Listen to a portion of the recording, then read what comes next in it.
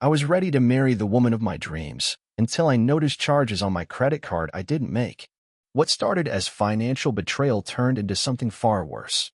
She wasn't just hiding debt, she was hiding a whole husband. Stay with me till the end to see how I exposed her double life and what I did next. Before we begin, don't forget to like, share, and subscribe to Stories by Mr. Best, where every tale reveals a truth hiding in plain sight. I still remember the moment everything began to unravel.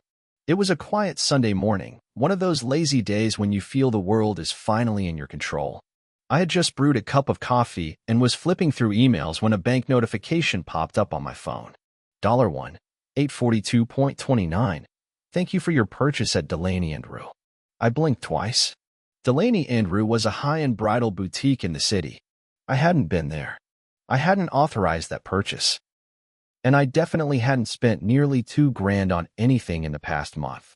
At first, I told myself it must have been a mistake, some random fraudster using my card. I reached for my wallet to check if the card was even still there. It was intact, right where I left it. But something felt off. My fiancée, Talia, had just mentioned going shopping with her friend Amber 2 days ago. Just browsing, she had said, grinning as she tossed her curls and slipped off her heels. I remembered that moment clearly now, and for the first time, it didn't sit right with me. I called the boutique, calmly at first. A cheerful woman answered. Yes, that transaction was for a beaded custom gown, ordered under the name Talia Preston. My throat tightened. I asked her to repeat it. She did. Slowly. That was the moment the ground beneath my life began to shift. Talia and I had been together for almost 2 years, engaged for 6 months. She had always been stylish and independent, with a confidence that drew people in. I admired that about her until now, because suddenly I realized I had no idea who this woman really was. I didn't tell her immediately. I wanted answers first. That night, I pretended everything was normal. We ate dinner, talked about our wedding venue options, and even watched a movie. But inside, I was pacing, rewinding every memory, every late-night phone call she took outside, every time she suddenly canceled plans with vague excuses. I couldn't ignore it anymore. The next morning, I left work early and visited Delaney & Rue in person. The manager remembered the transaction and said Talia had come in with a man. My stomach dropped. Was he tall, kind of rugged, with a beard? I asked. She frowned. Yes, exactly. You must be her husband. I stood there, frozen. Her what? She looked confused. She told us he was her husband. Said the dress was for their vow renewal. I didn't respond. I simply turned and walked out. I don't know how I drove home. My thoughts were all static. My pulse pounded like thunder in my ears. All this time, she'd been someone else's wife? Or was this some bizarre mistake? I arrived at our apartment, walked through the door, and found Talia on the couch scrolling through her phone. She looked up, surprised. Hey, you're home early. I stared at her, 1,000 words battling behind my lips. But I didn't say a thing. Not yet. I couldn't. Because I needed more than suspicion, I needed proof. I needed to know exactly what kind of hell I was dealing with. That night, while she slept, I did something I never thought I'd do. I opened her laptop. I knew the password. It was my birthday. That hurt. I went through her emails, then her messages. That's when I found it. An email thread with a man named Jason Orr. The subject: Our weekend plans. I clicked it. The first line read, Can't wait to see you again. Hope Mark still has no idea. My blood ran cold. I was Mark, and I had no idea. Everything after that was a blur of rage and disbelief. They had a hotel booked for the following weekend. She wasn't just cheating, she was building another life. And apparently, I was the wallet funding it. I sat there in the dark for hours, unable to move, wondering how long I'd been a character in a play she had written. I thought I had found my forever. Turns out, I was just her cover story. But if she thought I was going to stay quiet, she was about to learn how wrong she was. The next morning, I sat across from her at the kitchen table, watching her stir cream into her coffee like nothing had changed. I studied her every move, how easily she smiled, how casually she hummed a tune, completely unaware that I knew she had been living a double life. The betrayal buzzed under my skin like static electricity. But I held it in. I needed answers, not outbursts. Not yet. Talia, I said slowly, keeping my voice as level as I could. Quick question, did you go shopping recently? She blinked at me, then gave a soft laugh. Yeah, Amber and I checked out a few places. What? Delaney and Rue? I added, raising an eyebrow. Her smile faltered for half a second. Oh, yeah, we stopped by? Just looking. You sure that's all? I leaned forward, locking eyes with her. Because I got a notification for a $1,800 charge there. On my card. She froze. Her fingers tightened around the mug. Wait, that's weird. Maybe they ran it by accident. I didn't buy anything. You ordered a custom beaded gown, I said flatly. They said it was for a vow renewal. And that you came with your husband. Her face turned sheet white. The ear shifted. I saw something behind her eyes, something I hadn't seen before. Not fear. Not guilt. Calculation. That's not what it sounds like, she said carefully. You misunderstood.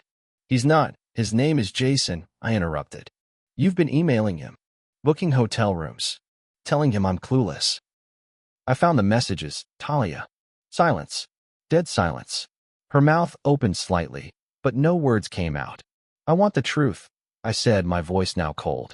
And I want it all. No more lies. Who is he? Her shoulders dropped. The mask fell. And for the first time, I saw her as she truly was, selfish, entitled, and terrifyingly composed. We got married years ago, she said quietly. But it was complicated. We were on and off. I didn't plan to fall for you. But you were safe. And sweet. And useful. Useful. That word hit me like a fist. So what was I? I asked. The backup plan? The sponsor. She looked down at her mug. You were the one who made things easy. No drama. No mess.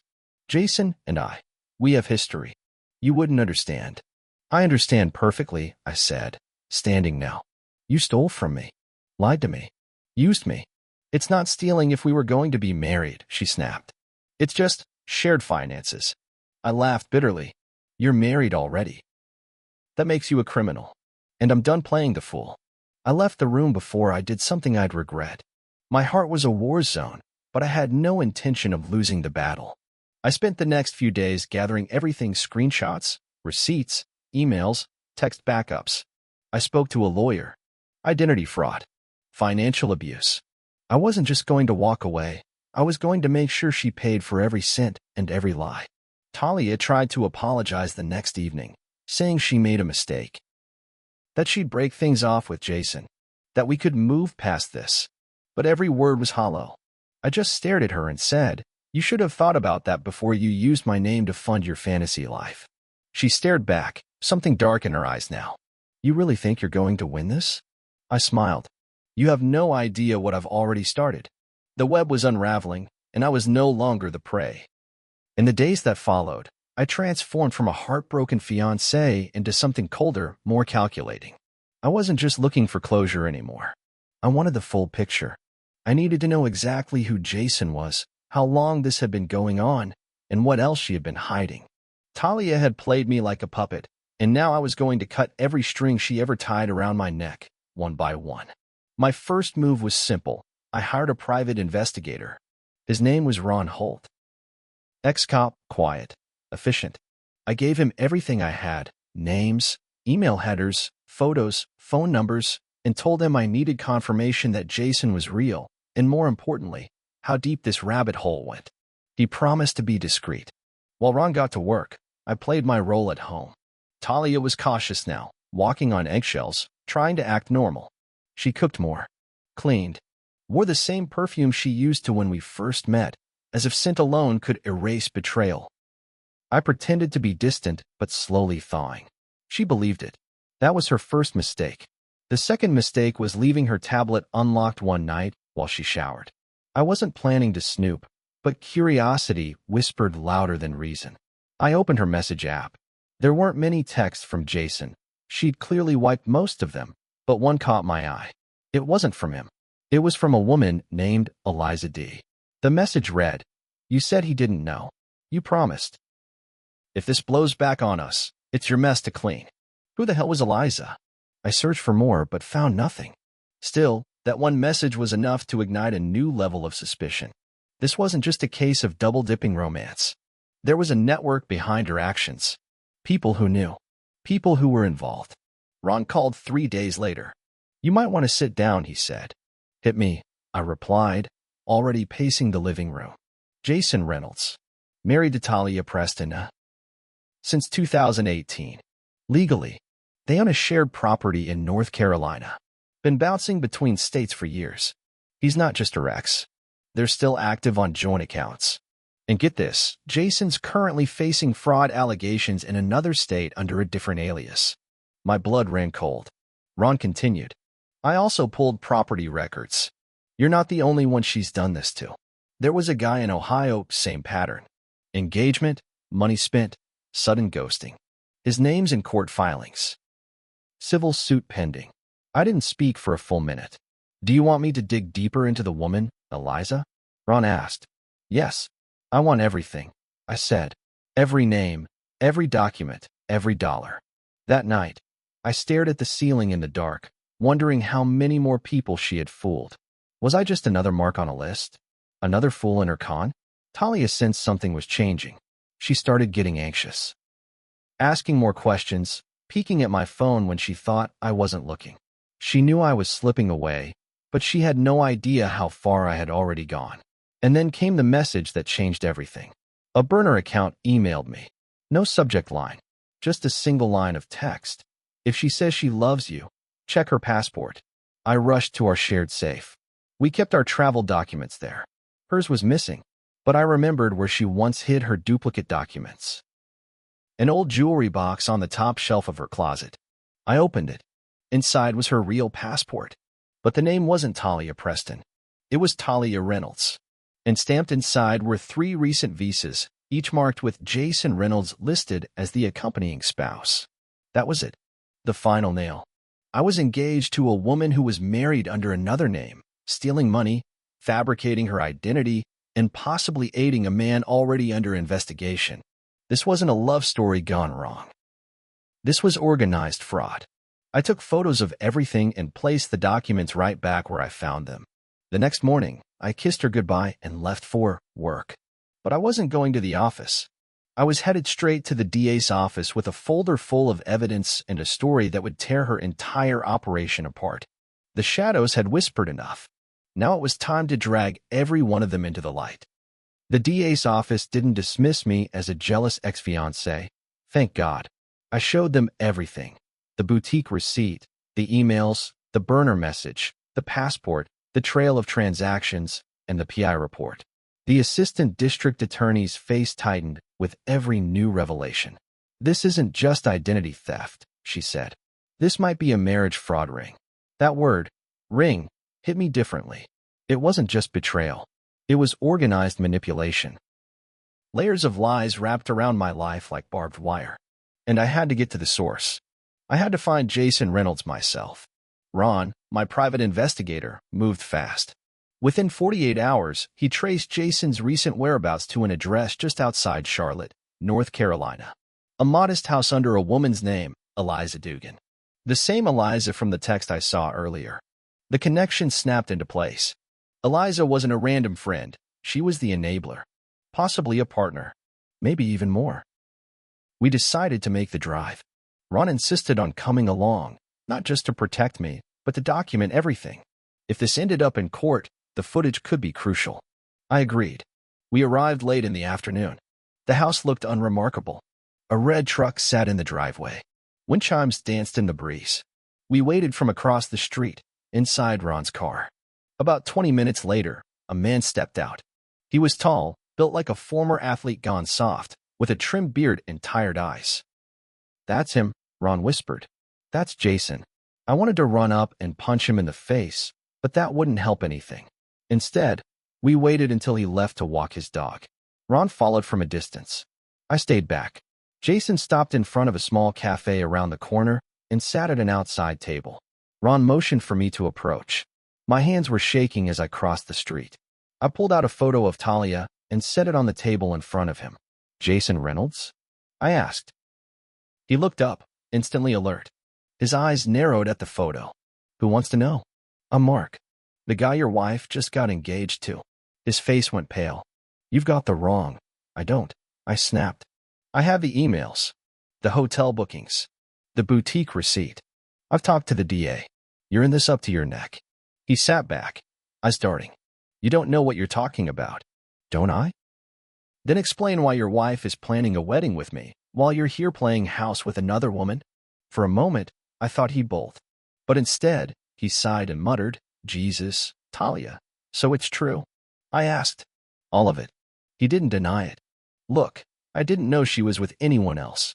We've been off and on for years. Eliza's her cousin. They've run this game before. It's not always my idea, man. I got in too deep. So you admit you're a con? I admit I made mistakes. But if you think she's just some victim, she's the one who draws the plans. She finds the men. I just play the part. It was hard to tell whether he was lying or trying to pass blame. But I recorded the entire conversation on my phone. Don't worry, I said as I stood. You'll get a chance to explain all of this. Under oath. Jason didn't chase me. He didn't even speak. He just sat there, buried in his shame. Back in the car, Ron shook his head. That guy's scared. You just ripped the rug out from under their little empire. I nodded. It's not over yet. But I'm going to finish this. The next day, I handed the DA the recording, the photos, and a full report from Ron. That was enough to open a formal investigation. I didn't know when arrests would happen, but they would. Back at home, Talia could sense it.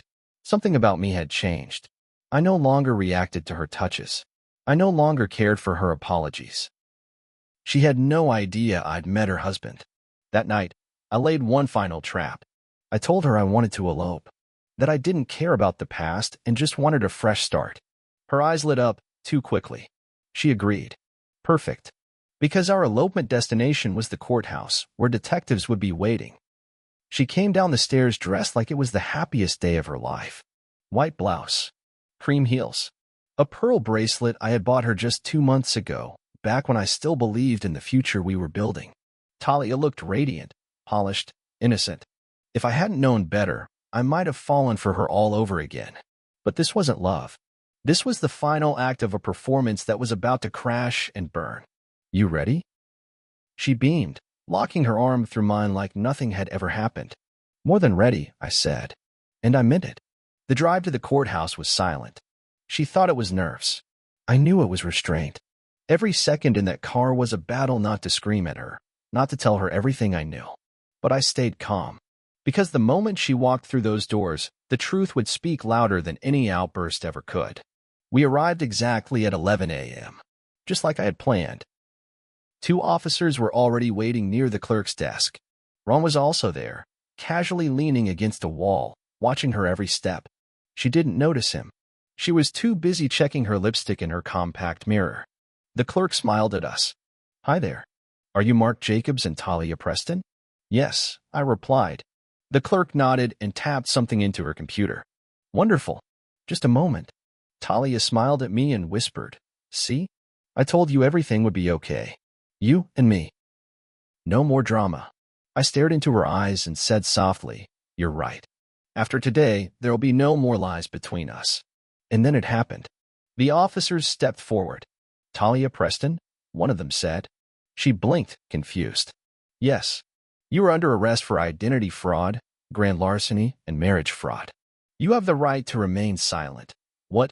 She screamed, stumbling backward. Wait, what is this? Mark, what is this? The moment was surreal. Watching her whirl around in panic, watching the courtroom full of people freeze and stare, her face contorted between rage and terror. Mark, what are you doing? I thought you forgave me. You said you wanted a future, she shrieked. I stepped closer, my voice steady. I didn't want a future, but you made sure it was built on lies. You thought you could take my money, steal my trust, and walk away clean. But not this time. You set me up, she hissed, her voice suddenly venomous. You traitor. You'll regret this. No, I said. You will. They cuffed her hands and read her rights as she continued to scream. People were filming. The clerk behind the desk was frozen with wide eyes. Ron stepped up beside me and whispered, Well played. She had it coming, I muttered. And I wasn't going to let her do this to anyone else. As they dragged her away, I thought of all the nights I had stayed awake wondering if I was good enough. If maybe I was overreacting. If love was supposed to hurt like this. And now I knew. Real love doesn't steal from you. It doesn't lie to your face while living a second life behind your back. I stood in that courthouse longer than I needed to, just soaking it in, letting the dust settle around the wreckage she created. And when I finally walked out the doors, it felt like I had just stepped into daylight for the first time in months. Free. Clean. Done. The news spread faster than I ever imagined. By the next morning, Talia's mugshot was all over local blogs. Bride to be arrested in courthouse sting, one headline read. Another was more brutal. Double life, double husband, local woman faces fraud charges and shocking scheme. I didn't leak anything, but someone had. Maybe Ron. Maybe one of the courthouse witnesses who filmed her screaming as the cuffs clicked shut. Either way, the world was finally seeing who she truly was. I didn't feel joy. I didn't feel pity either. What I felt was release. My phone lit up nonstop for days. Friends, coworkers, even distant relatives asking if the stories were true. I didn't respond to most of them. What could I even say? Yes, the woman I was going to marry used my credit card to buy a dress for her other marriage. And yes, I helped put her behind bars. Jason tried to contact me once. A blocked call I let ring until it died out. He sent a single message after, "We're both victims here. Don't let them pin it all on me." I didn't reply. I handed it straight to the DA's office. Let them sort it out. If Jason thought he'd skate by as a bystander, he was delusional. He'd been part of this from the beginning. Whether he followed or led didn't matter anymore. He wasn't innocent.